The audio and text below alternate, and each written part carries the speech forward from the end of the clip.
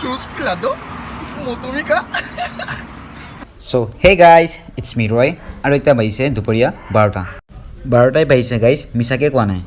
যেহেতু আজি আছিল স্যাটাৰডে সো আজি স্কুলবিলাক জলদি ছুটি দিছে তো তাৰ কাৰণে মই প্ৰথমে আজি পূজা পাঠ নকৰি ষ্টুডেণ্টবিলাকক দি লৈছোঁ তাৰ পিছত মই পূজা পাঠ কৰি